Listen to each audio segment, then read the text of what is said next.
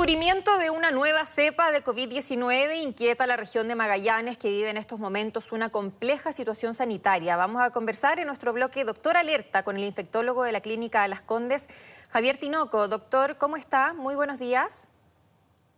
Hola, buenos días. De Clínica Universidad de los Andes. De la Clínica Universidad de los Andes. Le pido disculpas, por supuesto, por ese error. Lo vamos a rectificar de todas maneras. Doctor, quería comenzar con una pregunta que de hecho nos llega desde las redes sociales, que es lo que varios nos estamos preguntando ahora y también a la comunidad científica. Se la voy a transmitir, nos llega a través de Instagram y dice lo siguiente. Doctor, tengo dudas, dice este mensaje que vamos a poner en nuestra pantalla ahí a continuación. ¿Cuántas cepas del COVID-19, se pregunta Isidora, estarían circulando hoy en el mundo? ¿Y es normal la mutación en virus de este tipo? Claro, ¿qué es lo que está pasando? Hace mucho tiempo, un ex ministro de Salud decía que el virus se podía poner buena persona. Imaginemos que también se podría poner más agresivo, ¿no? ¿Es una posibilidad?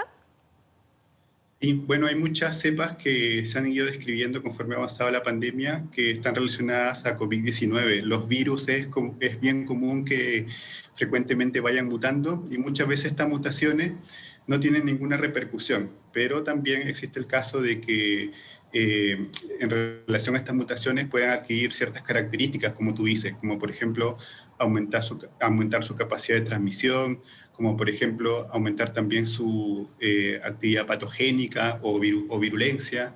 Muchas veces también pueden complicar a veces los tratamientos antivirales que uno plantea o propone en estos cuadros. Estaba leyendo que efectivamente en general, cada vez que un coronavirus SARS-CoV-2 se multiplica adentro de una célula humana, un complejo de proteínas actúa como una especie de fotocopiadora, replicando rápidamente este virus, pero que en algún minuto esa fotocopia se puede hacer alterando el material genético del virus, o sea, básicamente cometiendo errores, ¿cierto? Y que son estas llamadas mutaciones, cambios que suelen ser inocuos, pero no lo sabemos. Efectivamente, pueden ser más peligrosos, ¿no? Exacto, o sea, comúnmente los virus van replicándose, Claro. junto a esta replicación van mutando frecuentemente y como te decía, la gran mayoría de las veces no hay ninguna repercusión en un cambio de sus características, pero suele pasar a veces que algunas de estas mutaciones, entre las miles o cientos de miles, millones que se dan, puede haber un cambio en sus características de transmisibilidad, también a veces en su patogenicidad, incluso, como te decía, suele afectar también los tratamientos, incluso vacunas que uno también maneja o trabaja con los virus. Así que siempre hay que estar muy ojo con las mutaciones o cambios en las características que puedan presentar. ¿Se podría ser más resistente frente a los tratamientos? No existe ningún tratamiento mágico, por así decirlo, así como tampoco todavía tenemos Exacto. una vacuna. Pero sí existen Sí. ciertos tratamientos que se aplican, sobre todo a los pacientes que están más graves, para evitar que se sigan agravando aún. ¿Podrían ser menos efectivos en caso de que se vaya haciendo un poco más resistente el coronavirus? Claro, por ejemplo, ahí depende la característica de cada virus. Ya.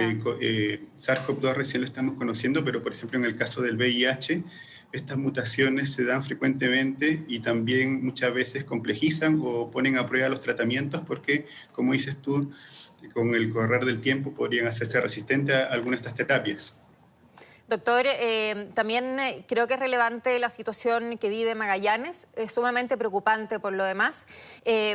¿Podríamos estar hablando quizás de otra cepa más resistente, más contagiosa? Porque ahí están en cuarentena, sin embargo los casos siguen aumentando. En la región metropolitana, a pesar de que había un aumento, estamos completamente desconfinados y a pesar de eso nuestra situación es bastante mejor que la que se vive en el sur del país. Claro, no, llama mucho la atención el número de casos diarios nuevos que se está dando en la región de Magallanes. Claro, uno podría pensar, y eso obviamente tiene que comprobarse de alguna manera, de que podría ser una nueva cepa del virus que justamente esté significando una mayor transmisibilidad entre las personas.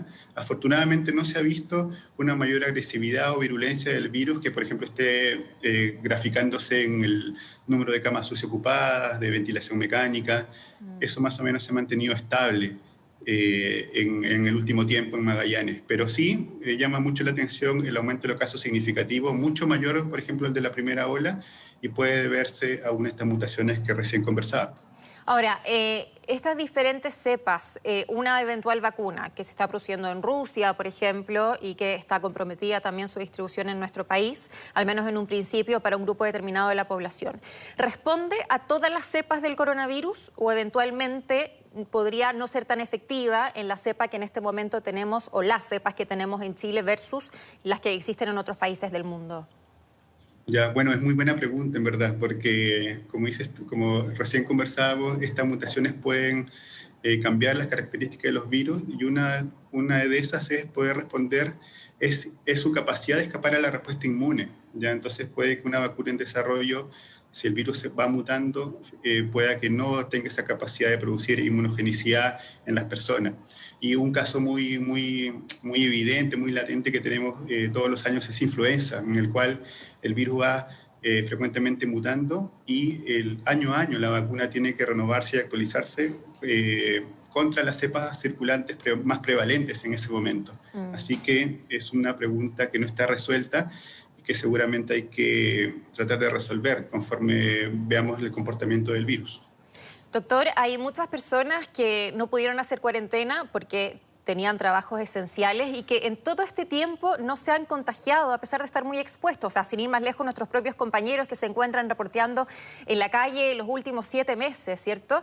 Y que a veces piensan, bueno, ya no me contagié quizá, o tienen un sistema inmune quizá un poquito más fortalecido, quizás por esto mismo de estar expuesto y no estar haciendo la cuarentena. Sin embargo, la mutación de estos virus quizás debiese alertarnos como, ojo, no es que ya haya pasado, no es que ya no me contagié, e incluso las personas que se contagiaron, ¿se podrían volver a contagiar debido a estas mutaciones? Exacto, no, un mensaje muy importante es que las personas que, bueno, están muy expuestas, las personas que incluso ya han tenido COVID-19, un cuadro confirmado, deben seguir cuidándose. La presentación clínica depende de muchas cosas, depende de la edad, de las enfermedades crónicas que uno posee, el sistema inmunitario de cada uno, así que uno no podría decir que no ha estado expuesto al virus o se ha contagiado. Pero el mensaje para todas esas personas y también para las que hayan tenido COVID-19 con anterioridad es seguir cuidándose. O sea, la inmunidad ya se sabe de que podría ser de forma transitoria en este caso. Bastante acotada en el tiempo. Claro, uno podría volver a exponerse y volver a enfermarse con síntomas parecidos al de un primer cuadro.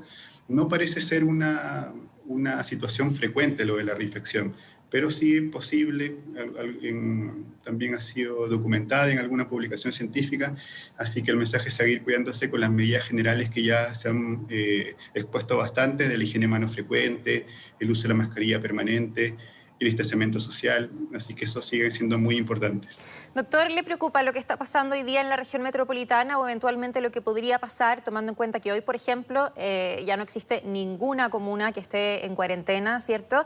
Y que las personas, más que adhiriéndose a una nueva normalidad, están actuando prácticamente como pre-cuarentena, o sea, pre-pandemia en nuestro país.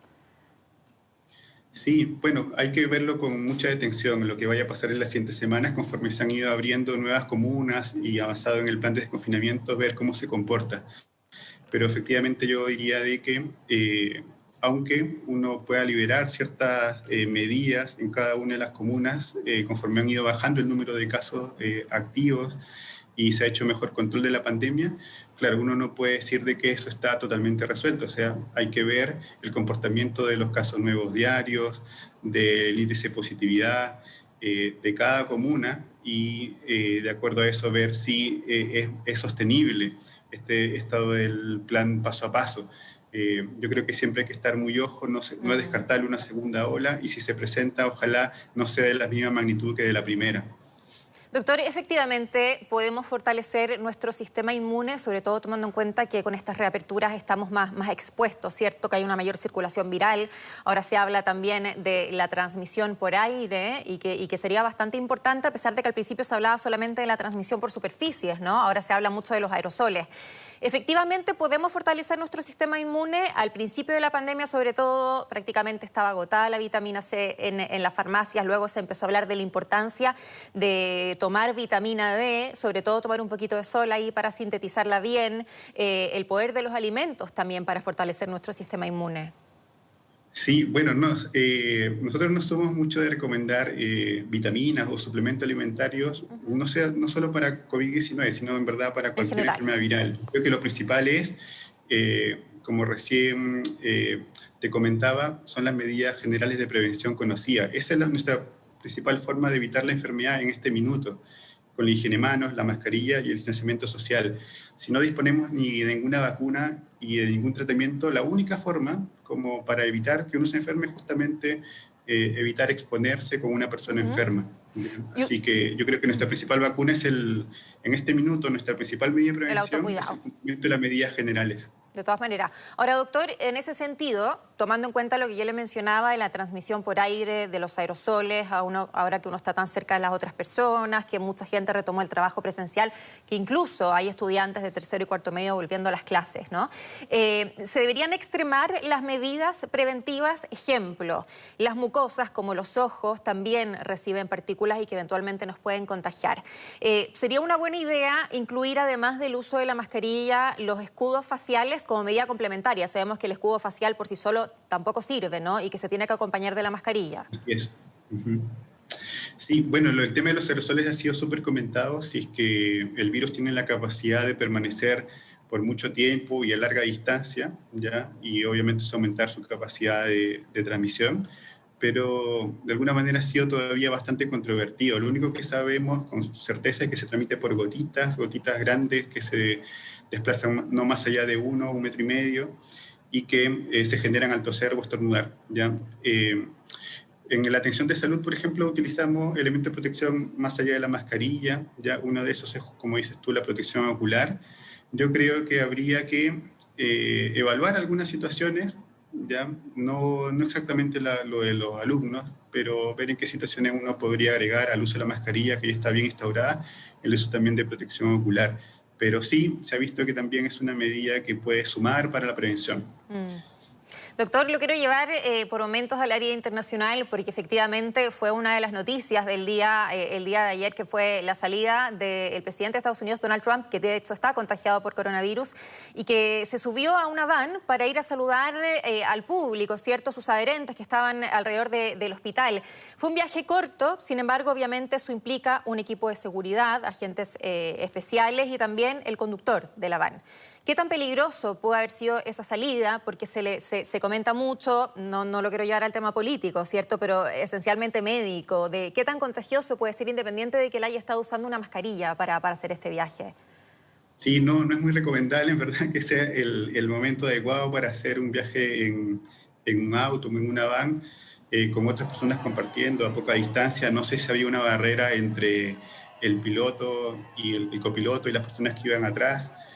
También si iban con las ventanas abajo, que uno trata de asegurar para una mejor ventilación, pero sin duda hay muchos otros factores más allá de la mascarilla que uno debería asegurar para hacer un viaje más seguro, pero también una persona con un COVID-19 activo no es el mejor momento para hacer un viaje en un área cerrada y de poca distancia como suele ser un auto o una van. O sea que realmente era preocupante tal vez para los otros pasajeros.